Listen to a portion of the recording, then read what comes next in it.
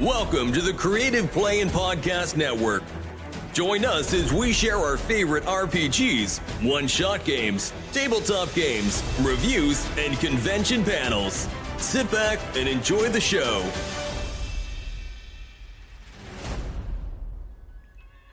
Hi, this is Kelly, aka Trixie from Ragnarok and Roll, assigned to Ragnarok Story, and Tilda Wimblewick from D&D Journey of the 5th Edition.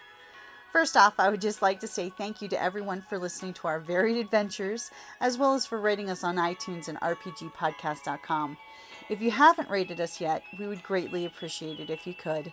And if you're looking for more ways to support our efforts, we are now on Patreon, a great site where you can help us continue making more podcasts, as well as some special surprises for our patrons. If you can, please look us up at www.patreon.com/cppn. Every little bit helps. And again, thank you for listening. Gar! I be your harbor master for this International Talk Like a Pirate Day episode. As who be joining me today? Avast me hearties, it be me, Kelly. Gar, you're not gonna use your pirate name? Buxom Beth Kelly. Gar.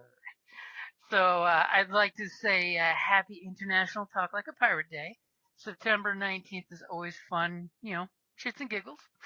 And in honor of Talk Like a Pirate Day that just happened to be on the day that we release our episodes, which is Thursday, I totally wanted to review a book that's been sitting on my shelf for about 2 months now that I've been wanting to play, especially with our Twisted Tales of the Sea Iron Kingdoms game happening on Mondays where they're undead pirates. When I discovered this game, Pirate Borg, or Bjorg, depending on which side of the pond you're on and how you want to pronounce it, Pirate Borg is a MÖRK Borg RPG done by Limithron. Not only does Limithron write Pirate Borg, but also did all of the illustrations for it, which that is impressive, I just gotta say. And the illustrations are cool. Yeah, we're definitely gonna have to, since this is just audio, we're gonna basically get to geek out on the game for you guys, but we will totally do a flip through episode on Twitch or YouTube, so that way you can actually see and appreciate the artwork. I'll totally be sharing some pictures of the setting as well, just to help, really push through how great this is, because in Pirate Borg, it is actually a dark and grim Caribbean setting for a pirate age of piracy. Yes, basically, there is a darkness upon the sea. These tranquil islands betray the bears, the horrors that have unfolded in the dark Caribbean, and their constant state of war has spawned a new breed of outlaw, the pirates. But fouler things than men plague these waters. Hordes of undead, ships of bone and flesh, nameless terrors lurking in the deep. But not the devil himself can save a man for his own greed. That's actually on the back cover of the book, which I thought was really kind of cool. Yar. Yar. I mean, if anything emphasizes in the first handful of pages the fact in this world where the undead skeletons and ghosts and zombie pirates sail the seven seas, ash, the actual item ash, is a snuff-like material. For those back in the day folks when they had the little snuff tins where they would snort the powder. It's basically ground up undead used to be a hallucinogenic drug. More than that, it actually can have different effects. That are temporary effects. Yeah. Some of them are really kind of creepy and others are kind of cool. And one thing I will totally throw it out there, because kind of the reason why I got this book originally was because it is chocked full of tables, random encounters, random ships. But when you take Ash, to give you an idea, if you roll a 1, you pass out for 1d4 rounds. Make a toughness DR save or instant death. The one that I like of the possible is if you roll a 2 and you get a mystical mishap, which the mystical mishaps, and of course there's charts and stuff that you roll, and certain things like your vision permanently fills with water and the world around you looks submerged and obfuscated. Presence tests involving the site. That's the coding. But then underwater, you can see like a fish. But here you're permanently gonna have blurred vision because you're right. It's like some of these are like really kind of cool. It is in classic MÖRK Borg style. It is a very, very lethal, crunchy game when it needs to be, but it's also very fun. I mean, if you're a fan of any of the Pirates of the Caribbean movies, you'll immediately notice it's grim, it's dark, it's serious, and it's ridiculous at the same time. It's dangerous and spooky supernatural and spirits and everything. It's really kind of cool. And the artwork in this book, I mean, I cannot go on enough about the awesome artwork. Every page is artwork. I kid you not. When we give you a flip through the book view, you'll see that each and every page has artwork that reinforces what's on it. And in different styles, which is kind of cool. Like when you get to the classes, one of the classes is a zealot, and it has a completely different flavor of picture than others. And the brute, because of course you have the South America groups and stuff are involved, and you got that very Mayan kind of artwork, so it's like it spans different types of, it's just really kind of cool how they mix it up. So I'm going to whip out my notes, so I try to keep a train of thought rather than skipping back and forth, which I can easily do here. So in the first couple pages of the book, they definitely give you here's the setting, hey, here's Ash. Ash is one of the first things they talk about, with this cool picture where it looks like out of the back of the skull is exploding the psychedelic magic energy. The colors are beautiful. And then it brings up the story setting for the Brethren of the Coast, because basically it gives you the age of piracy, but also eldritch horror, spooky undead, crazy other things that, lots of just fun feeling. Because then we start with and when you said the stylizedness, when it talks about here's the setting, here's 2 pages about the British. Here's 2 pages about the French. Here's 2 pages about Spain. So it gives you this, and then it immediately pops into oh, by the way, the wretched. So now that you've got the 3 major countries that were running the age of piracy across the world, because if any of you are a fan of Black Sails, you could totally take Black Sails and there's a campaign that's all you need right there, is to save Tortuga from the powers. Well, you have, I mean, more than just the British, the French, the Spanish, but I mean there are other factions. You have the old gods, the Cthulhu-esque, and the Yucatan.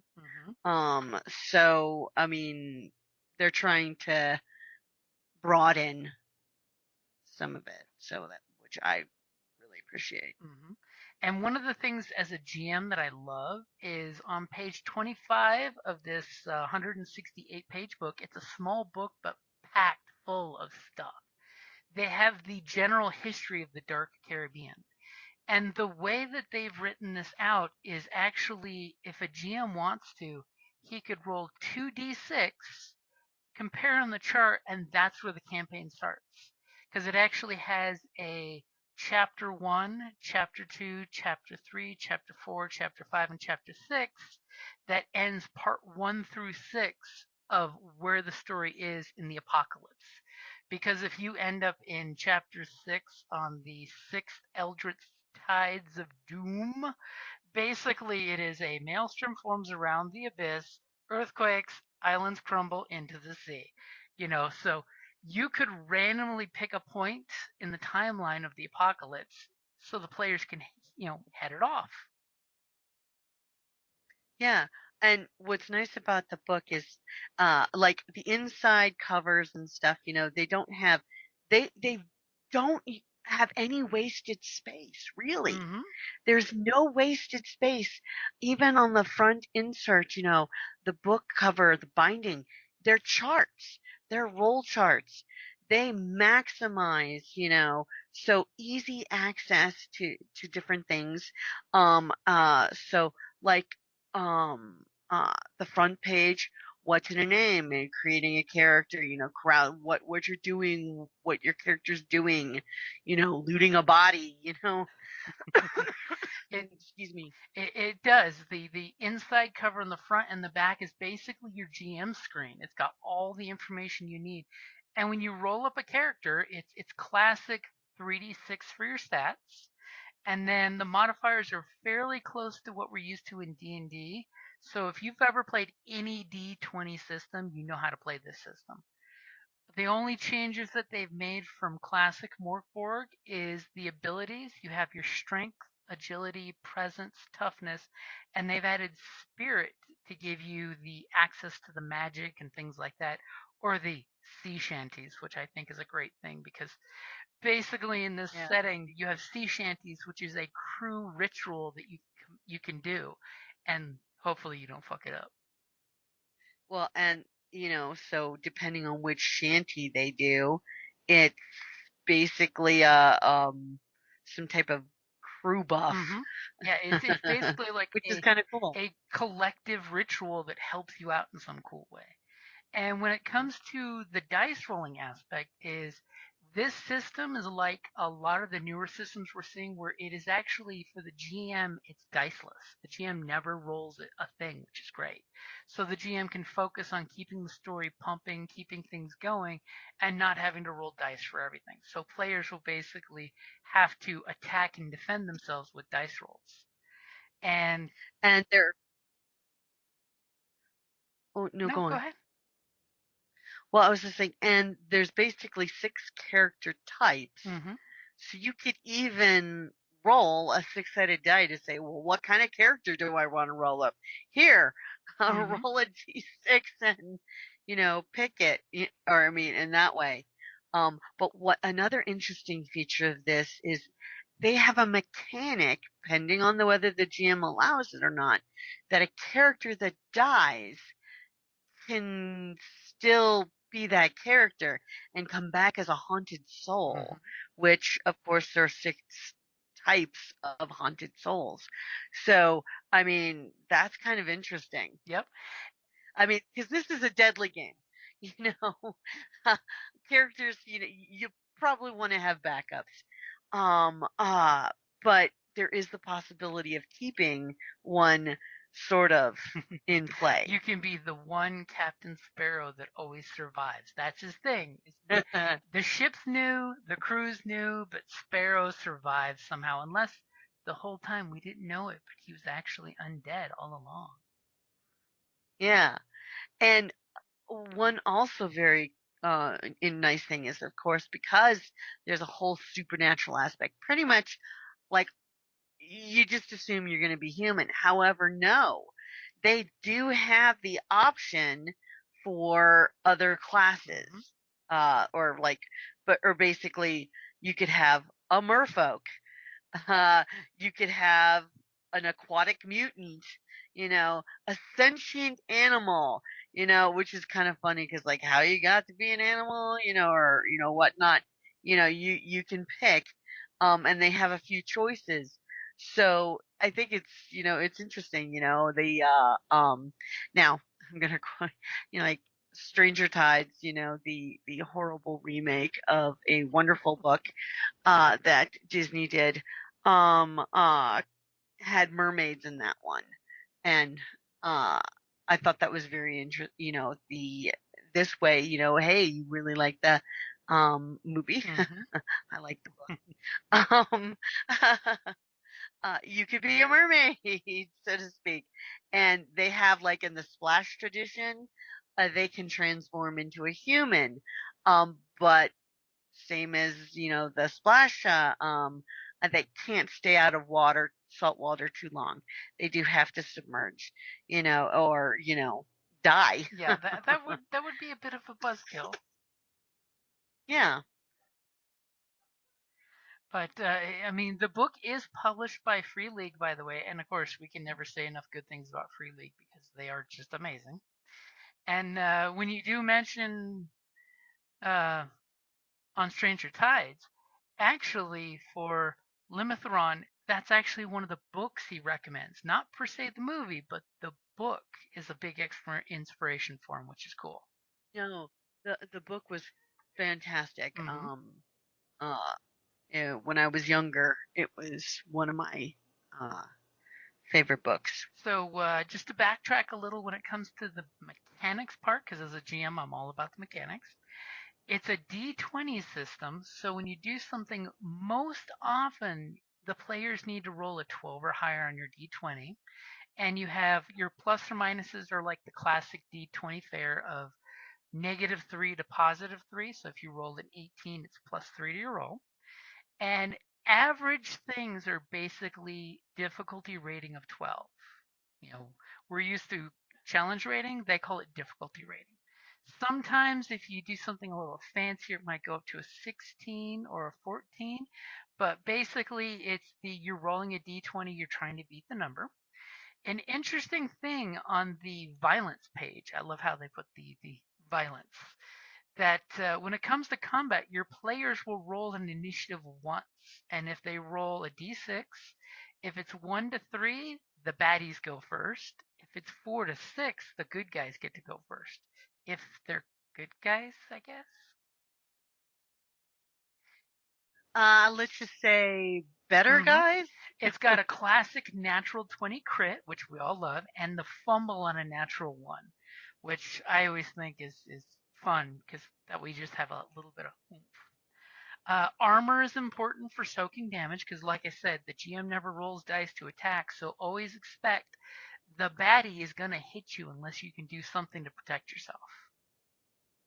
Mm-hmm. Which it's basically an agility test, and you're wanting to roll a 12 or better to avoid the attack. If they hit, it hits. So basically, all the GM says is the fish man tries to bite you with his big fishy teeth.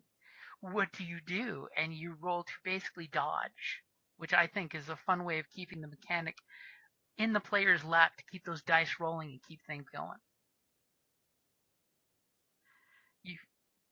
You've got your typical short, long rest. There's actually a mechanic that if your ship is out of food and drink, you do not get to heal. Mm-hmm. You've got morale rolls that you need to do that. And I do love how in the morale section, it is clearly written, most enemies will not fight to the death. Because let's be honest, in most D&D and fantasy games, why are your bad guys not running away? There should be like an episode of Hercules: The Legendary Journeys. You beat up one or two and the rest just run off. Yeah, like the leader falls or that type of thing. And I mean, looking at some of the creatures and stuff, I mean, they even have, oh my god, an undead megalodon. Which is funny, but it literally says that only scared of a bigger fish. So we're talking an undead megalodon gets scared if there's something larger than him. The Kraken in there, in the area. I'm going to hightail it out of here. And then it's got... But even an undead has a sense of self-preservation, I guess, if you're not a zombie. I mean, if you're an intelligent undead, you want to keep that unlife going as long as possible. Mm-hmm. And one thing I do like with the hit point system is If you drop to 0 hit points, you're not necessarily dead. You're broken. And you have to roll a d6, which, by the way, don't roll low because 1 is instant death. 2 is hemorrhaging, that death will be in D2 hours unless treated. 3 is brain injury. You awaken in 1 hour with a -3 to presence for 1d8 days. 4 is roll a d6, and if you roll 1 to 5, you've broken or severed a limb. On a 6, you've lost an eye. I guess that means you get extra bonus pay for combat, right? And Yeah. 5, you fall unconscious and awaken with 1 hit point and 0 devil's luck. And that's totally a good chance for me to throw out that there's a luck mechanic, which is really cool. And 6, you fall unconscious, then awaken with 4 hit points and 1d2 devil's luck. And of course, if you go negative hit points, you die, skip being broken, and down to Davy Jones' locker with ye. Optional, the GM may allow dead PCs to return to life as a haunted soul. Yes, but Davy Jones is in the book, is a dragon turtle. Yeah, it's a gigantic dragon turtle, legendary monster, often mistaken as a small island. So, highly intelligent, you know. So of course, like you were saying, the classes are the brute, which is your basic tough guy, and it's funny because you know you have the different things you roll. So you have the starting feature, whether you have a brass anchor, a whaling harpoon, a meat cleaver. Then you've got the getting better. Every time you gain experience, you get to roll one of the following, and it gives you extra things. Then you have the rapscallion, which I love. Just like the rogue character. I love how they show the playing cards and the dice for the rapscallion's picture. And the drinking grog and rum. You can actually drink yourself. Carousing. Drinking is a good thing in this game and a bad thing depending on the dice rolls. Then you have the buccaneer. And I love... Basically the ranger. I love the picture of the pirate. She's got the hook for a hand and the shovel as a weapon. Then we have the swashbuckler's abilities. And it totally changes tempo. And then you have the sorcerer, which is your caster of some kind, which you get to flavor, which is nice. You skipped the zealot. I skipped the zealot. Oh, I did skip the zealot. You skipped the zealot. Yeah, we have... Which is sort of the cleric equivalent. They're the cleric, the cultist, the shaman, or the just true believer. No one expects the Spanish Inquisition. As you know, you can totally have a healer in the group, but healing's not that easy with magic. And then you've got the sorcerer who does the dark magic, like raise the dead. Or the necrosleep. A living creature appears to fall over dead, but when they awake, they remember everything. Classic zombie stuff there. And then the final class is the haunted soul, a possessed, infected, cursed, troubled, or undead individual. Yes, based on whether the GM allows that as an NPC or as a player character. And then you roll a 1d6 to learn your ailment, then roll a 1d6 to gain an additional class. Which means you could either be a ghost, a conduit, an eldritch mind, a zombie, a vampire, or a skeleton. And then, of course, they threw in the tall tales. If you want your merfolk or your Port Innsmouth aquatic mutants, I mean, they totally have the anglerfish mutation. And you could have chicken feet. Everybody wants foul. Foul. Gain the ability from one random relic and one random ritual. When you are killed, the ghosts of 100 chickens swarm your assailant, ripping their spiritual soul from their flesh. That's totally you calling foul.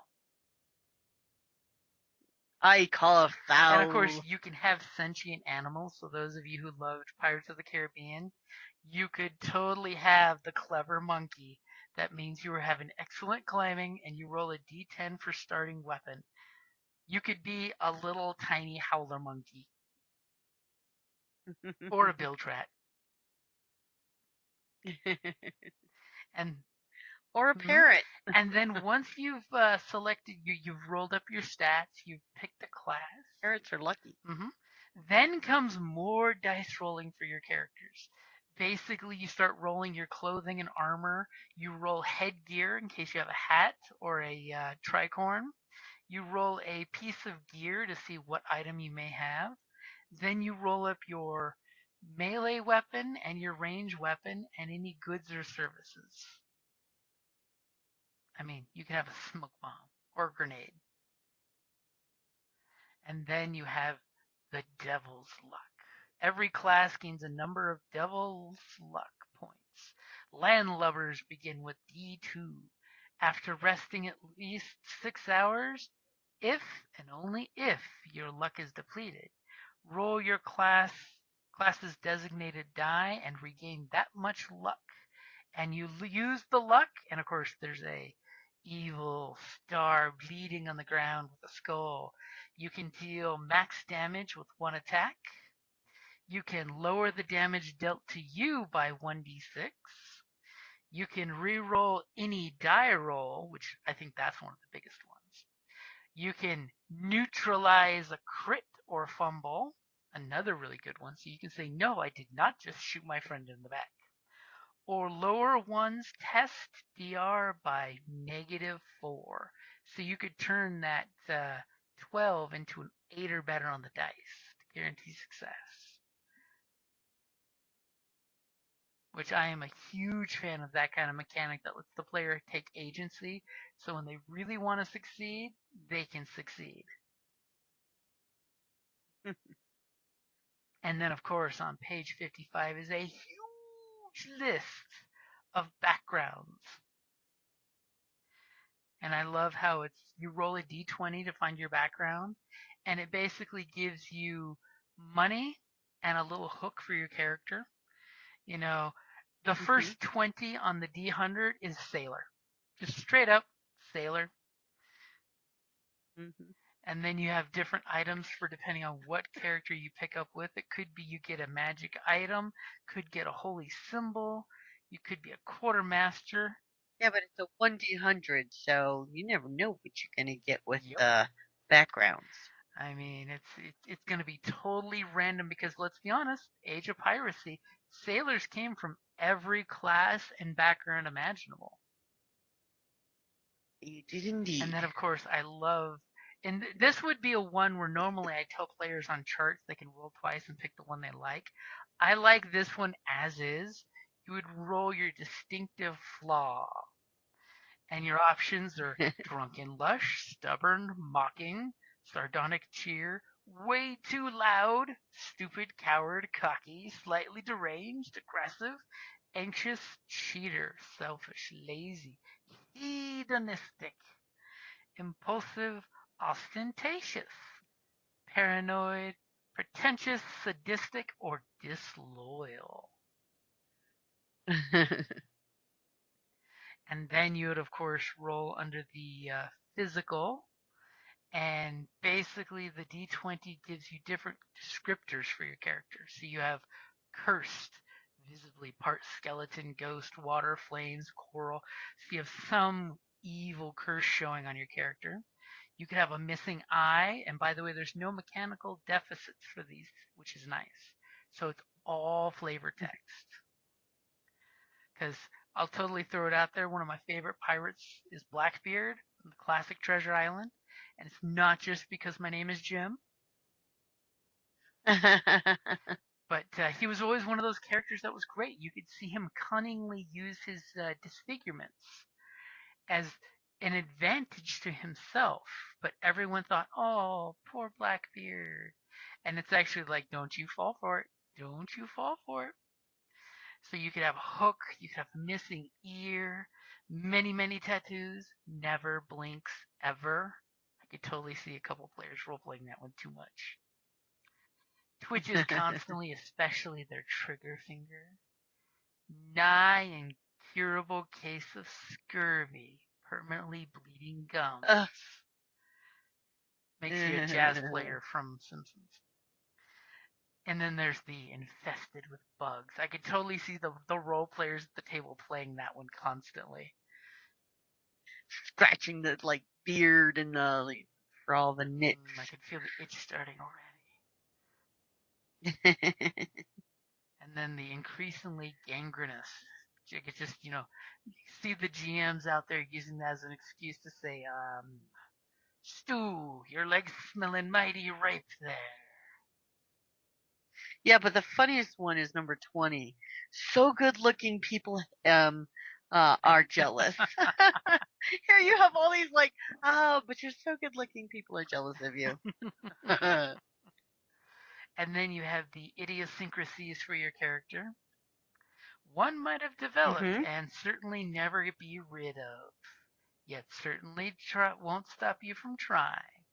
And of course, you smoke constantly, you cough even more, functioning alcoholic. You're probably drunk right now. You bet on everything possible. Rats are your favorite meal. I mean, the chart just gives great instant character feel for your characters. And then you get the next chart, which is the unfortunate incidents and conditions. And one of my favorite on there is, you died once already, but hell didn't want you.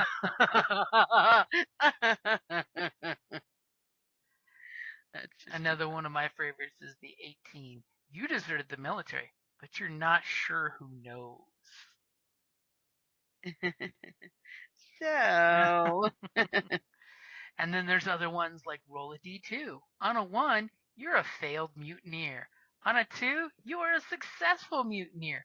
What does that say to your relationship on the ship, Every time mutiny comes up, everyone consults you because you are the successful mutineer. I mean, another one, because we all know pirates were a superstitious bunch. So you have, if you rolled an 8, the last 3 ships you crewed all sank. Yep. It's a jinx. And all... I think that's actually where the term comes from, jinx. Is if you survive a shipwreck, you are jinxed. And it can, follow you. You can be shunned by crews because of that. Number 11's another fun one. An undead spirit you don't like possesses you regularly. I love some of these. And then on the next chart, it's a thing of importance, D100 again. Very similar to trinkets like in D&D and stuff. But some of them are kind of cool, like a gem that glows in seawater. They're not, they're what you make them, basically, or why they're important, it's up to you. I mean, heck, one of the ones I thought was an interesting one is the definitive proof of an enemy or loved one's crime.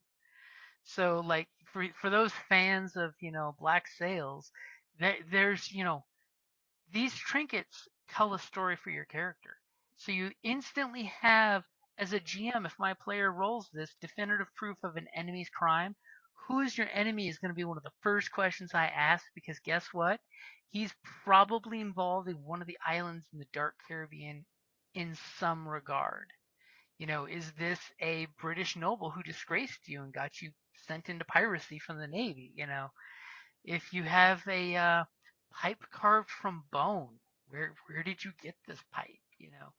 If there is a piece of obsidian you have carved into a sea creature, what is the sea creature? Why are you carrying around a jar of firefly? Hey, come on. Who doesn't want a jar of firefly?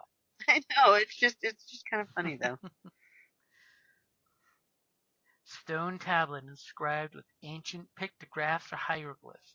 at some point you were going to be going to port and you were going to be trying to find someone who can read these pictographs. Very good. A broken compass. Gee, where did we see that before? Was it really broken? Or like if you roll a 69, pistol with one shot meant for someone special.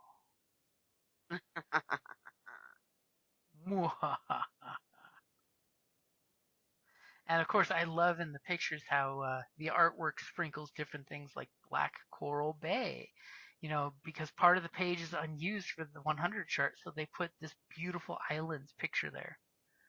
And then, again, no space is wasted really, but it's still chock full of illustrations. And then we've got the ancient relics. Relics can be used to access ancient magical powers. Use your action to activate one in your possession. After using a relic, take a spirit test, DR12. If you fail, you are stunned for the next round and that relic cannot be used until the next dawn. On a fumble, the relic is permanently destroyed or depleted. And then you lose 2d hit points, and the GM decides the effect on a crit, if any. And you've got different things like, cross of the Paragon. So because of this magic cross, you get +1 to attack and +1 to damage for 1d6 turns. Or the conch shell from the abyss. Ask a nearby corpse or any creature that died at sea within 100 miles one question.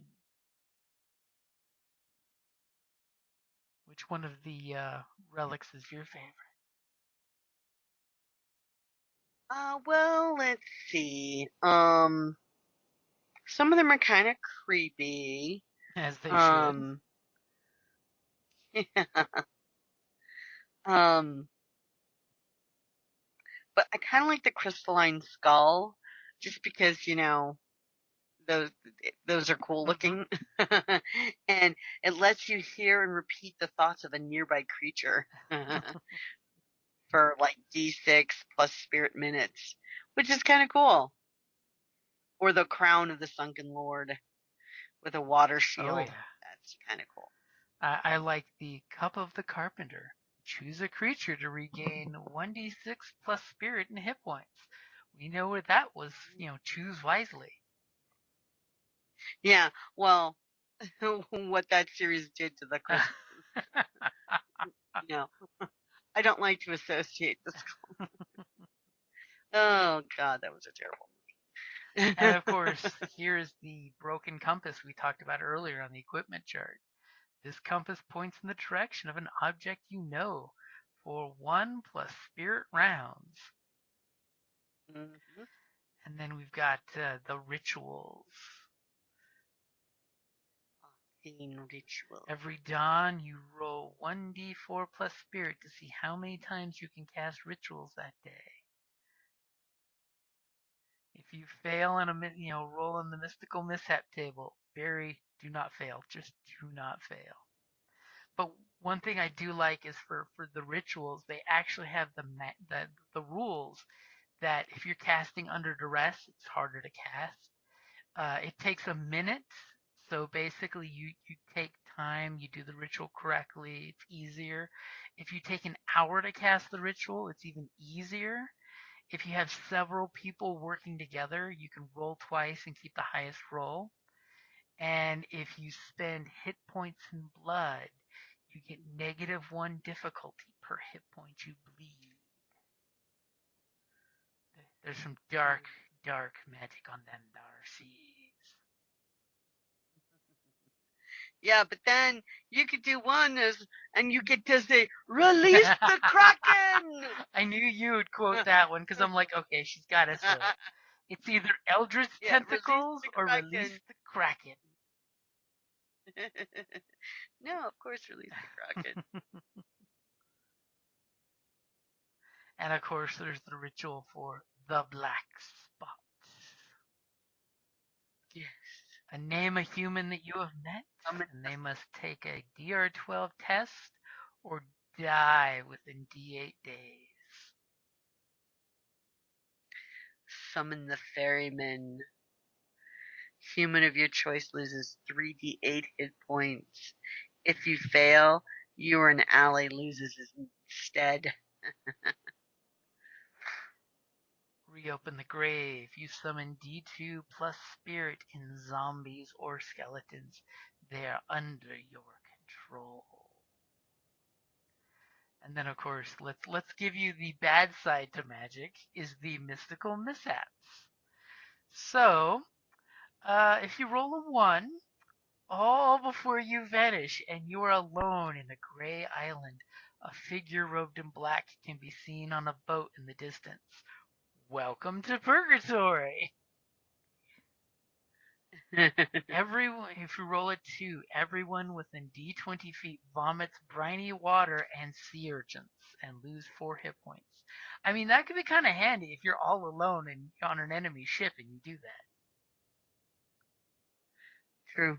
Then you've got, on a 3, a wraith appears, the ghost of an old captain. Roll reaction for it. So back on page 31, the reaction tables. It leaves after 1d6 rounds. So it could be good. It could be a friendly ghost. It's probably not. And each one refers, if it's referring to something specific, it gives you the page number right there. That's one of the nice parts is there's references for page numbers everywhere in this book. Yeah. Although weathercraft would be nice. Think about it. Next D4 hours, the weather obeys your commands. I mean, that would be handy. Gives you the wind and takes it away from your enemies. Yep. That definitely would help, especially like say in sea battle. Oh heck yeah. All of a sudden the wind falls from their sails and boosts to yours. I will totally throw it out on the magical mishaps table. 6. Nothing happens. ... Until the Kraken arrives in 1d6 days. Is that all? And then one of the cool ones that we did kind of drop earlier was the sea shanties. Mm-hmm. So the way the mechanic works is often learned in seaside taverns and from old sea dogs. Garr. Most shanties are mindless distractions sung by sailors, sailing crews. But some are more than just songs and can unlock the true capability of a crew and the sea. Gar. Every day the crew can sing a number of sea shanties equal to 1 plus the captain's spirit. Choose your captain wise. Choose. Yeah, and the list is, these are actual sea shanties, like Drunken Sailor. What do you do with a drunken sailor? What do you do with a drunken sailor? What do you do with a drunken sailor? Early in the morning. That type of thing. 15 men on a dead man's chest. Yo ho ho, and a bottle of rum.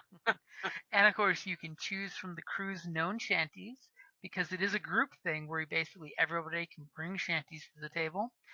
Crew does a skill DR12 check. If it succeeds, the shanty's effects are activated. Subtract 1 use of the daily total. If they fail, the shanty sounds horrible and has no effect. Shanties cannot be utilized for the next hour. And GM decides the effect on crit or fumble. So, like you were saying, 15 men on a dead man's chest. The ship gains D2 Devil's Luck that can be used like a PC. Dead horse. The ship recovers D10 hit points, and any misfired cannons are instantly repaired.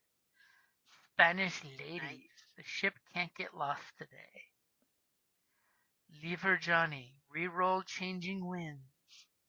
Blow me the man down. The ship gets +2 DR to hit until the end of combat. And Drunken... Just to name a few. Drunken Sailor. One ship's crew skill is at -4 for D6 rounds. And then one that I know you're going to love is the Alchemy section. And I love the fact that they actually used real alchemical symbols. Yeah. Well, to a certain degree. And then, of course, they give you can make fast or random alchemical tests for something because sometimes the crew just needs to do that. Because these are astronomical. Mm-hmm. So the big one for this game system that everyone goes off that I've talked about that have played it is the naval combat rules. It uses a hex grid, which I will totally, I think, pull up on Roll20 in a future episode and show naval combat and play on a hex grid. You and me will play two different ships and blow each other up. But it's a great system where it's 8 pages and it explains everything you need in naval combat, which is nice that ships are basically just like a character. On your character sheet, actually, there is a picture of the ship for you to keep track as a group. You'll have the broadsides where you shoot, the fore is where you ram, and the aft is the back of the boat. The way movement works is you move in 1-inch grids that equal 50 feet, and ships can rotate 60 degrees or 1 hex facing, which is important. Like the crew in Twisted Tales of the Sea learned when they lost their ship because they went into 2 ships' broadsides. Facing is very important on a boat. Yes, it would be. And of course, there's the rules on sinking a ship, just in case. And one thing I do love when it comes to the ship-based combat is crew actions or just crew actions. Anyone on your crew can do one of the crew actions, which you've got fire the broadside. So test is the crew skill plus the PC present rolls a DR12. Attacks each ship in broadside attack. Target may, return fire. And then you've got small arms fire, so somebody can basically shoot to the other ship. You've got full sail, which means somebody does an agility check to see if they can go faster. You've got come about to see if they can turn an extra hex face, which can be really tactically important, especially if you're running and then you do a quick turn, that Tokyo drift turn so you can shoot the opponent's ship. Drop anchor to stop your speed, because let's be honest, there's some cool boat movies we've seen where they pulled the anchor so the guys go yoink in front of them. You can repair your ship. If you are touching hexes in ship combat, that means you are actually close enough to send a boarding party across, which that can make a big difference in a chase, take out their leadership. You can choose to ram a ship. Unfortunately, all ships involved take ram damage, so just be careful with that one. And then I love how the last crew action is the something else. Use a relic or ritual or inspire the crew, hide, etc. So there's always something you can do in combat. And then it gives you the breakdowns of skills and morale on the ship, depending on how things are going. Like if you're short on food, the ship's damaged. You've recently captured a ship. Huh? Morale would be low with no food or water. Yep, with no food or water, it would be very low. And then apparently if you have military discipline, it's like extra high. And then if morale is ever low, you can apparently reset morale by dividing the plunder. And then I do love how on maritime travel, they actually discuss that in the dark Caribbean, ships traveling northeast, east, or southeast move at -1 hex a day because of the tides. And then different special crew members, some NPCs or experienced PCs, might improve or hinder a ship they are on by using certain skills. Like if you have the legendary captain skill, you can take an extra crew action each round, even if it's already been taken, which normally you can only do each action once. So having a great captain barking orders, that helps. The veteran quartermaster raises crew morale +3. Cargo cells for more import. A strict bosun wearing once during combat can make you re-roll a crew action test. So the bosun barks the orders to make you re-roll that fail. Master of Sails can decrease the difficulty of tests. And then the Deck Sorcerer or Priest, once per combat, change the speed and direction of the wind. And then, of course, if your crew are all drunk, it's actually more difficult to do things. And then it's got really good rules for crew, cargo, upgrades you can do to your vehicle. You've got optional wind rules, which includes even D6 to tell you what direction the wind is and how fast the wind is. You've got changing winds. You've got foul weather.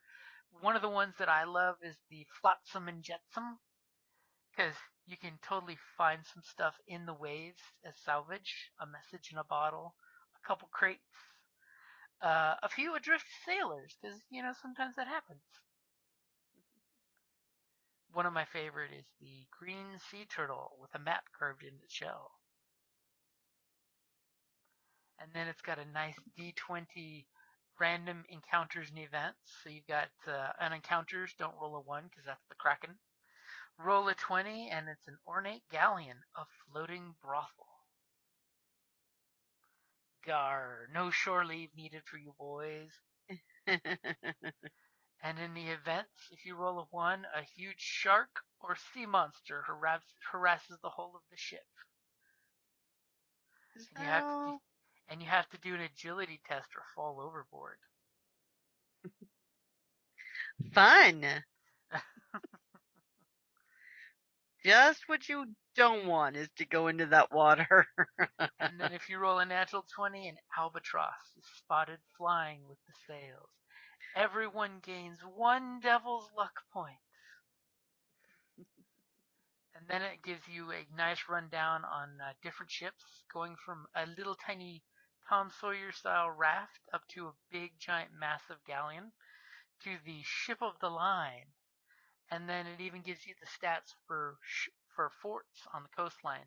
So if your ship wants to sit in the harbor and blow up a fort or be shot right back, you can totally do that.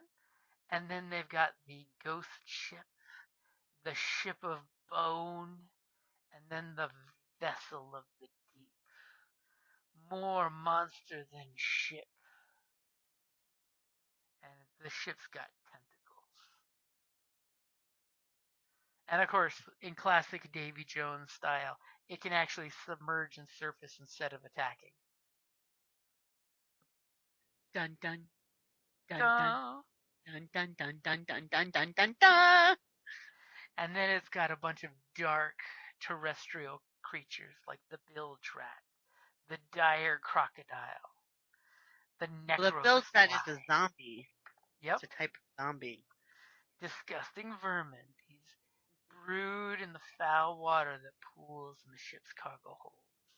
Yeah. Vessels for a myriad of diseases. I like the admiral, which is basically their equivalent of a lich. Yep. And then it goes into dark avian. So you have different birds that you can use, and then aquatics, and then more aquatics. Well, you skip the ghosts, so you Well, I get haven't zombies. gotten to the ghosts You yet. get ghosts. Yeah, it's before the scavenging seagull. I'm still making your own enemies part. Yeah. I'm on page 92. Oh, okay. You skipped ahead. Gotcha. I skipped ahead. Gar. Gar. Get deep into your grog. Gar. And then you've got not just one type of skeleton, but you've got many skeletons. And it's cute because they have the pictures of each type. So you've got your lookout with a rifle. You've got rank and file instead of rank and file. You've got your Deadeye who's got his muskets. And then you've got the Hulk. Then the bosun skeleton, the warlock skeleton, and a captain skeleton. And then the super creepy zombies. Found floating on driftwood rafts, wandering shallow lagoons, lying dormant deep in derelict ships, or overrunning wild islands and port towns. These mindless horrors transmit a deadly pestilence. They always attack in swarms. And apparently you have to be careful, because if anyone bitten by a zombie has to do a toughness test at a DR8 or dies within 2 days before rising as a zombie. A zombie that eats flesh to recover 1d4 hit points. So like I said, we will totally have to show a clip of this because the artwork is fantastic. You can have the ghost monkey and the ghost crew, which have this beautiful blue outline. The different creepy deep ones. Huh? Who doesn't want a ghost monkey? I mean, ghost monkey, except when you don't want a ghost monkey. The sea wraith, the sirens. I mean, I do like the sirens because it's totally Ursula. And then let's see, we go to Davy Jones, a legendary monster often mistaken for a small island, as you said before. Gar. And then you have the coral shoggoth in the old one's fashion. Then you have undead cannons. I mean, there's nothing worse than an undead cannon that actually is marrow cannons. Yep, the marrow cannons are sentient undead weapons. Skilled necrosmiths plunder the graveyards to build these contraptions. And then you've got the archetypes for characters, which is the naval mastermind, the inquisitor, the necromancer, and then the Cthulhu-esque sunken ones.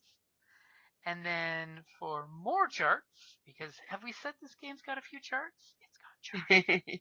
You've got different types of ships and ship names, so the GM can just drop some dice and go. Oh, okay. You run into a ship. Oh, okay. It's called the Demon Wake. There you go. The Hellspire.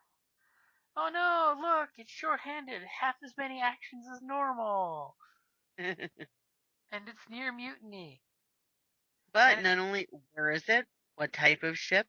What happened here? It's like, they have do they have special cargo? What's it's got a whole bunch that you can do on the fly, really. Yeah, and it even gives you and like the title page says, and their cargo is, so you can run, and not only is the cargo options, but you actually have a plot twist table of, there's something unique about this. Like, oh, by the way, all the crew are zombies.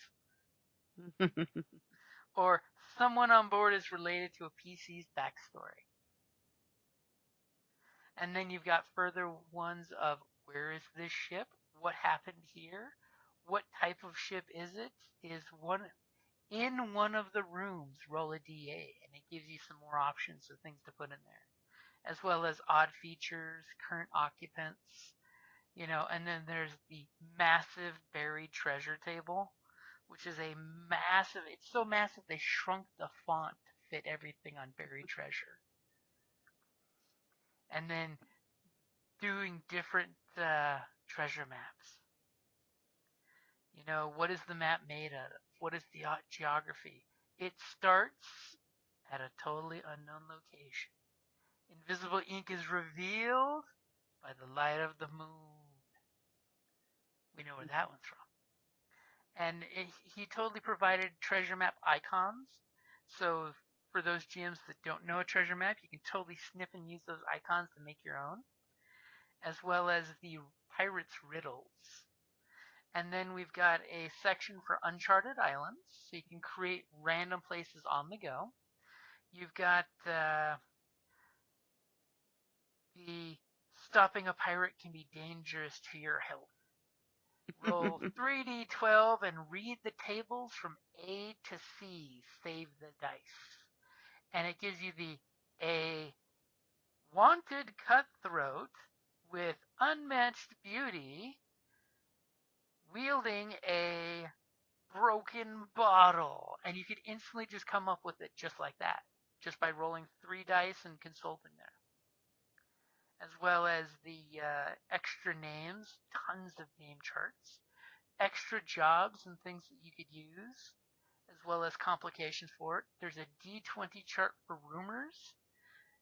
I'll totally pick up my random one that the lonely widow, who is 20 plus D50 years old, is looking for a date to the governor's ball.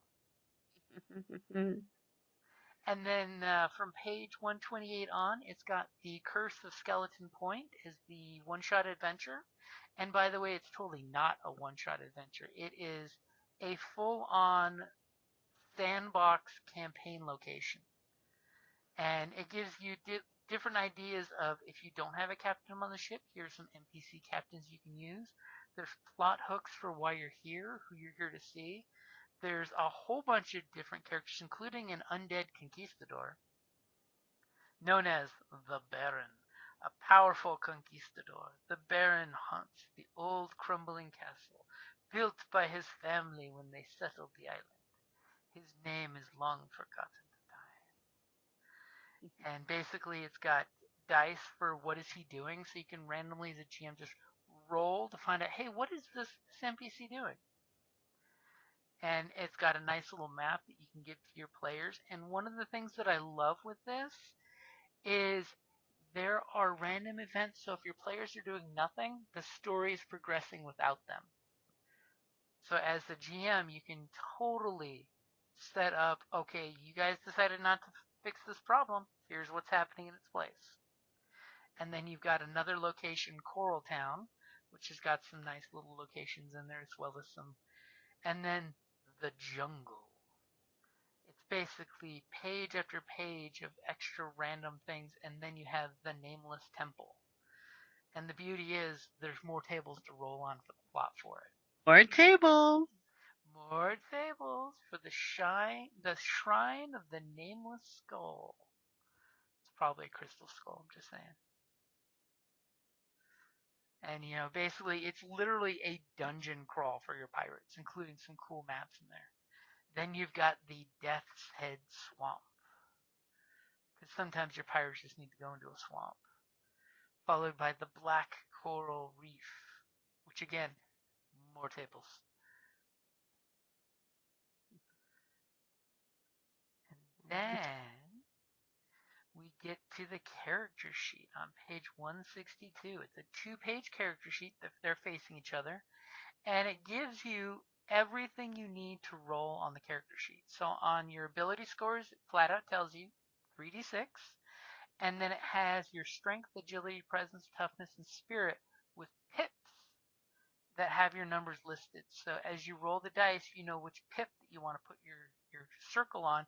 So at a glance, you can see when I roll my d20, I'm plus that number, which is nice. It's got the D6 chart for what kind of container you carry. It's got the D12 for what kind of cheap gear you have. And then it's got and of course, I'm sure you would like the pet one, right?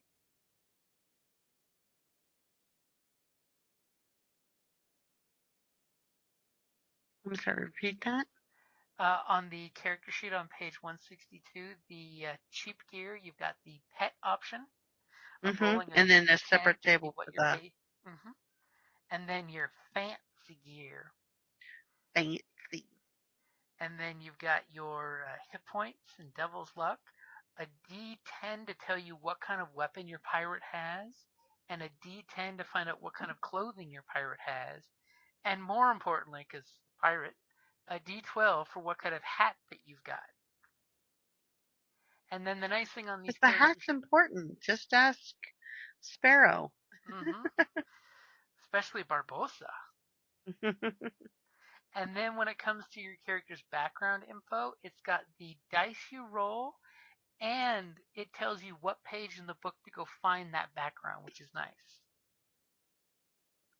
So basically, for those GMs and players out there that like playbooks for your characters, you can print these 2 pages up and hand them to your characters, and half the stuff they can roll just on their character sheet without consulting the book. And then one thing that I know I love as a GM, and I'm pretty sure some of our other players love, is the index. There's a creature index. Not only does it tell you the creature's page number that it's on and name, but it also, on the index, in the last couple pages of the book, gives you its hit points, its difficulty number for avoiding its attacks, its soak, and its damage that it deals out. So a GM can just print up these 2 pages at the back of the book, and that's all they need at a glance for all the monsters, which is great. And then, of course, you've got the full-on index. And then you've got basically the last 2 pages inside the book cover is a GM's cheat sheet. It's got weapons and their damage, an abridged version of naval combat, how to use different weapons in the system, how much ammo costs, what happens when a ship sinks, ability tests, violence, which is your initiative in combat, and what kind of, things you can do with Devil's Luck. And of course, the tables for when someone is broken.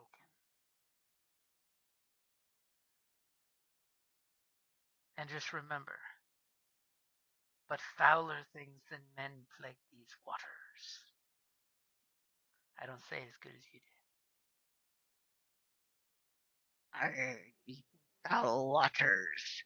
Of Yar. course, the fact that my voice is all screwed up from cough and being sick just makes the pirate sound more gritty.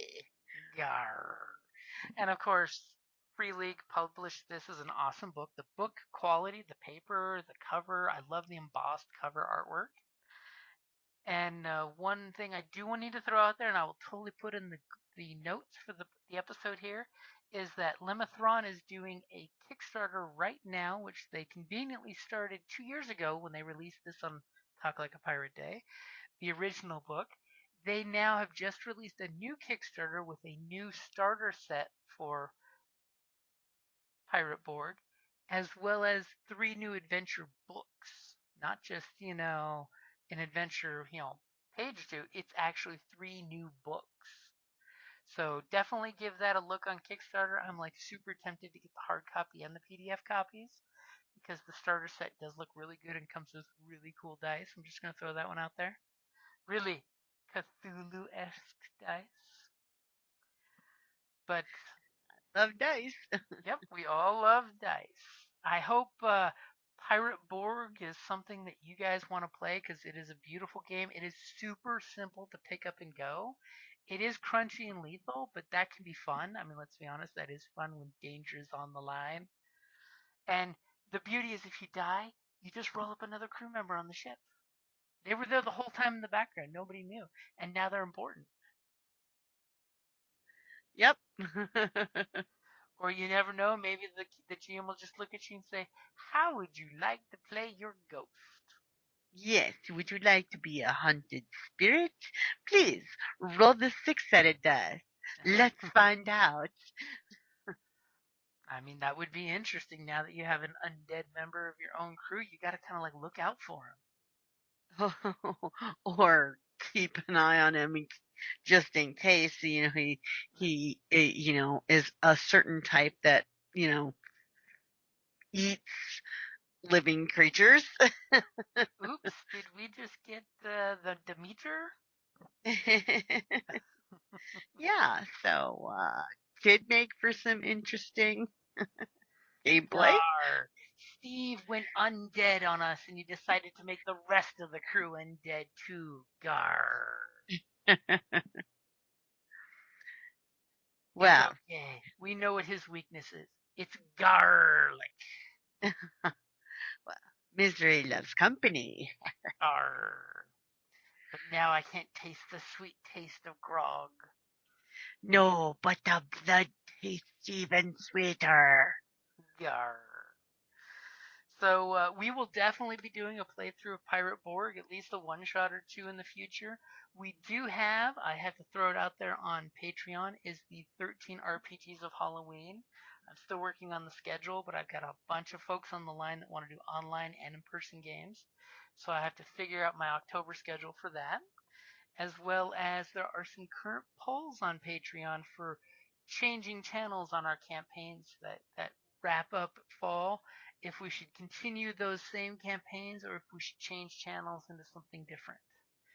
It's interesting. Our Sunday game that is traditionally always Genesis in one form or another, a lot of them are going for Ruins of Symbaroum. It's going to be interesting to see if they switch to a dark and gritty D&D. That would be nice. I know, you're not a big fan of the dark and gritty D&D. Or dark and gritty. Well, I mean, certain, like, I don't mind dark, but, like, if it's too dark, you know, like that Dark Sun, heck no. I'm like, this is just too... It's walking to school uphill both ways. Exactly. It gets tired. It gets tedious. I game to, you know, relax, to, you know, forget about, you know, all the rest of the stuff. But if it's just as freaking difficult. You want to be a pirate in the dark Caribbean that snorts a line of ash. Woohoo! Snort it if you got it, boys, as they all pop out the silver snuff tins. But definitely check out MÖRK BORG if you haven't. It's a super great system for playing D&D with rules light that you can totally use it to do more than just go up and swing on the monster. You can totally do cool things with your dice rolls. You can do different skills in different ways, which is nice because it's all ability checks. It's not skills. So don't be afraid to look at your GM and say, "Can I do this? What ability would I use for this if I want to swing on the rope and end up not hitting the guy with my sword, but kicking him overboard?" Always think outside the box. I want to do an agility to jump off the mast and knife the sail and slide through classic pulp pirate movie style. So I'm thinking on this here International Talk Like a Pirate Day. Gar! Are you ready to go? It is time to set sail. Gar! It's time to set sail and go off to that old Davy Jones locker. Gar! Have a good night, guys. Bye! Thank you for listening to the Creative Play-In Podcast Network. If you enjoyed our show, please check out D&D Journey of the 5th Edition and Ragnarok Enroll a Scion Hero to Ragnarok Story. Also, check out our Patreon page for more content and behind-the-scenes things, as well as joining us for a one-shot game or two.